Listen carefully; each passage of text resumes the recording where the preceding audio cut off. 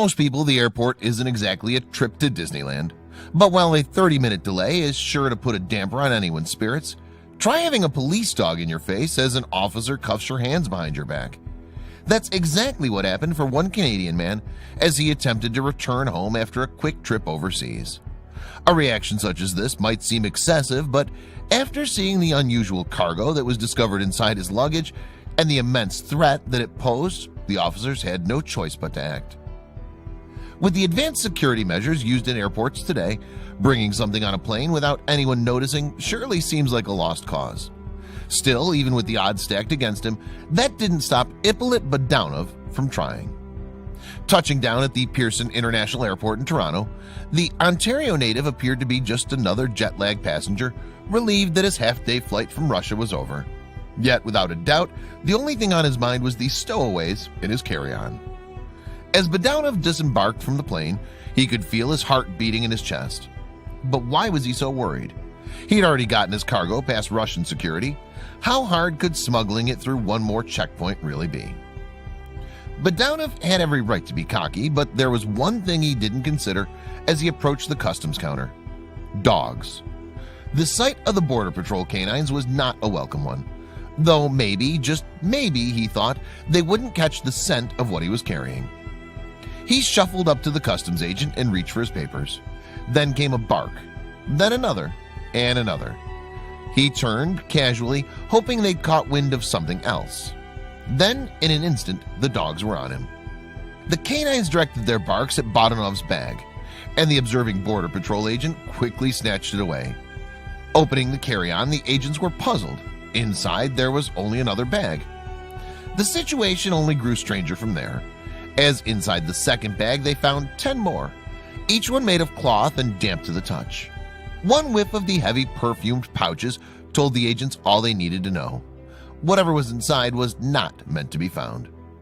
Taking the bags into the examination room, the agents assumed they'd contain the standard international contraband, drugs. But when they finally opened the small pouches, what they found inside instantly made them regret stopping Budanov in the first place. Leeches. Thousands and thousands of them, all alive and squirming. Budanov was immediately arrested, though the nature of his crime couldn't be confirmed just yet. While his method of transport had certainly been suspect, the agents weren't sure these leeches were illegally imported. They looked to experts for the answer, namely those at the Royal Ontario Museum and the American Museum of Natural History. Using state-of-the-art technology, the zoologist here could analyze the leech's stomach contents to determine what species they were and whether they were caught or bred. And in no time, Sebastian Kvist, curator of invertebrate zoology at the Royal Ontario Museum, could identify the creatures as Hirudo verbana, a kind of medicinal leech. Yet, while several types of leeches are used for such purposes, this specific breed was an endangered species. For centuries, Hirudo verbana had been harvested and used to cure all manner of ailments, ranging from serious disease to male pattern baldness. The earliest recorded use of medicinal leeches can be found in notes 8th century BCE of Indian physicians Karaka and Sushruta. Medical leeches then made their way to the Western world by the 2nd century and were quickly made popular by the Greco-Roman physician Galen. His advocacy for the bleeding of patients was well received, and the practice became so commonplace that physicians were often referred to as leeches. Bloodletting eventually became a standard means of preventing infection and treating illness across the globe, especially in places like Eastern Europe and the Americas. During the early 19th century, it's believed that 6 million leeches were used to draw 300,000 liters of blood in Paris alone. Though leeching has fallen out of favor with most of the developed world, there are still those willing to pay a pretty penny for the slippery creature. On the open market, Hirudo verbana can sell for between $6 and $14 a piece. Given the nearly 5,000 leeches Budanov was caught with, it's likely the amateur smuggler was banking on a pretty nice payday. But after violating Canada's zero-tolerance policy on the sale of exploited animals, he quickly found his pockets much lighter.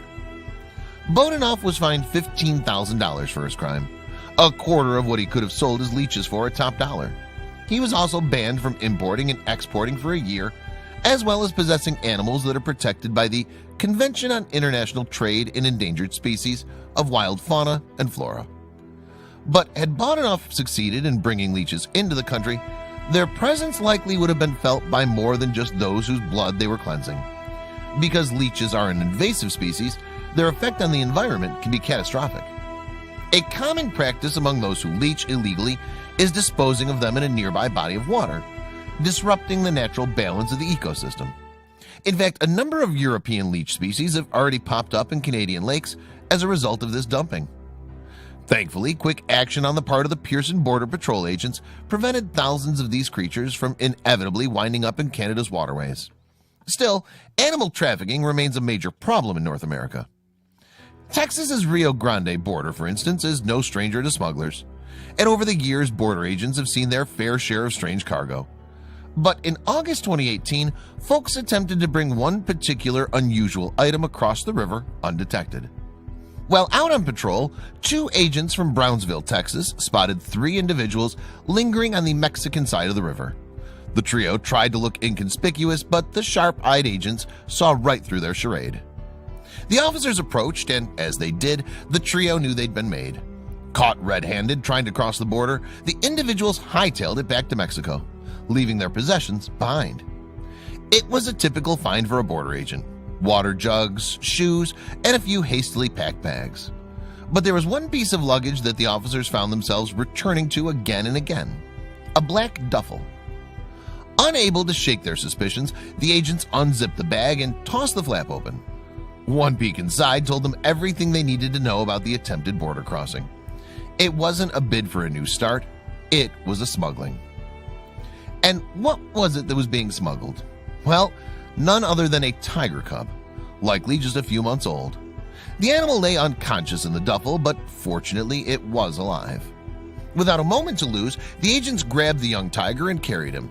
They then made a beeline for the nearest town, hoping they weren't too late to save the helpless cub.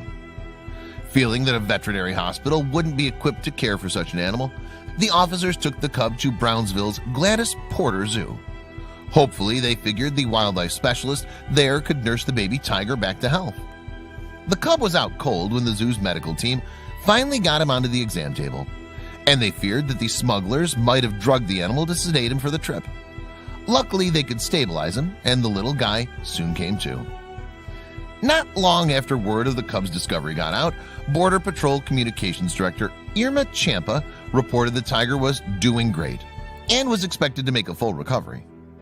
Once healed, the cub would be placed in a zoo. But the attempted smuggling of tiger cubs like this one is something that the U.S., unfortunately, has become quite familiar with. All along the country's southern border, exotic animal trafficking has become an epidemic over the last few decades. The illegal wildlife trade is pretty big business, says Dan Crum, a U.S. Fish and Wildlife agent. The U.S. is sometimes a destination and transit point, and the border along California and Mexico happens to be one of those flashpoints for trafficking. In fact, more than a quarter of the nearly 50,000 black market animal shipments seized at the U.S. points of entry between 2005 and 2014 came from Latin America. Most of these shipments were comprised of birds and reptiles, but big cats like lions and tigers were also discovered. Amazingly, the Brownsville recovery marked the first time in over 20 years that a live tiger had been discovered at this area of the border. Because tigers are relatively large, they're much more difficult to smuggle and worth that much more money to the buyer. It's also for this reason that tigers are smuggled primarily as cubs. Many wildlife experts believe that once a baby tiger has grown past a certain point, smugglers will simply dispose of them rather than bring them to the market. By 16 weeks, cubs are too big. They're crawling and scratching and biting, says Carol Baskin, founder of the Florida sanctuary Big Cat Rescue. But there's no longer legitimate secondary market for all those cubs that can't be used any longer. The fear is especially prominent in Asia, where large numbers of adult tigers are killed every year to satisfy the demands for their teeth, bones, and other parts.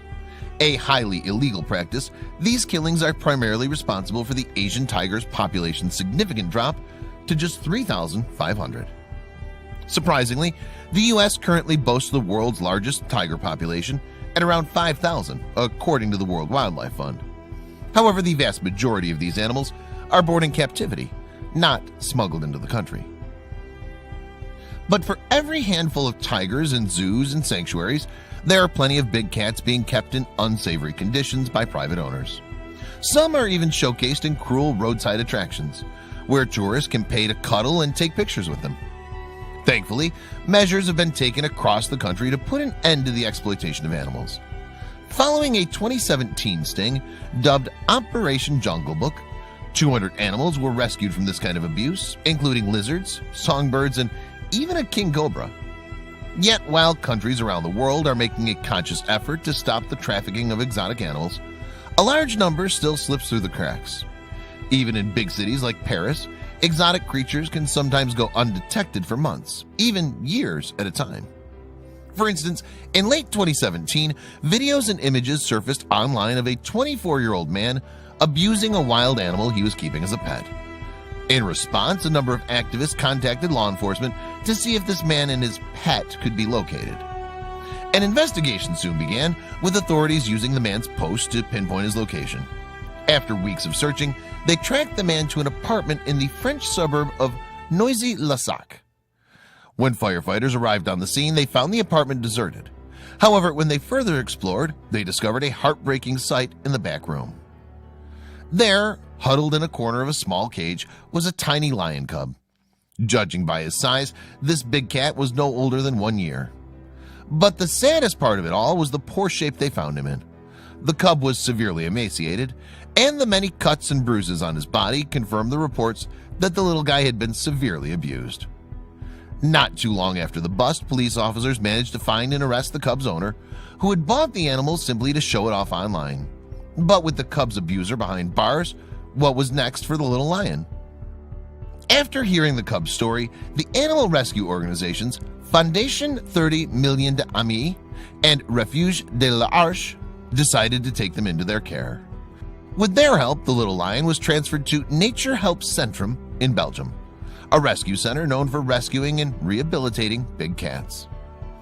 As the cub began to acclimate to this new environment, animal rescuers gave him a strong name to fit his story of strength: King. And boy, did he grow to fit his name.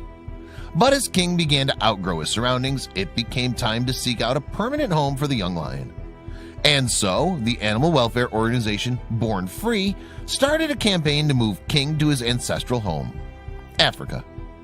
According to Born Free, their plan was to move King to their big cat rescue center at the Shamwari Private Game Reserve in the Eastern Cape of South Africa. Here, King could frolic and play alongside other lions and lionesses that had been rescued. Once they'd raised enough money to fund their mission, Born Free placed the now fully grown King in a cage 10 times the size of the one he was first found in. It would be the last cage he'd ever be put in. On July 5, 2018, King took his first ever plane ride to the London Heathrow Airport under the care of Born Free's expert team. Poor King was so nervous during the flight. After transferring onto another flight, which is no easy task for a human, let alone a 1,000-pound lion, King was finally on his way to his homeland. One short plane ride later, and King had arrived in Port Elizabeth, South Africa. The final leg of the trip was completed by truck, with King's large cage being pulled behind it.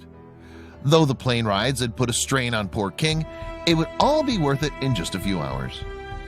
Finally, after traveling a total of 6,000 miles from Belgium to Africa, King arrived at his new home at the Shamwari Reserve. The Born Free team was nervous at first about how King would react to his new surroundings. As King stepped out into the winter sunlight, the young lion began to playfully leap through the grass. It was the first time he'd ever seen grass before, let alone touched it. Before King could continue exploring, he caught sight of his new playmates, Jorah and Black, who were rescued from cruelty at the hands of a circus. They greeted King with a roar that left everyone with goosebumps. Officially welcomed into his kingdom, King took off into the brush to join his fellow lions. After a day of play, exploration, and a meal fit for, well, a king, of course, King took to the shade for a well-deserved, long overdue rest.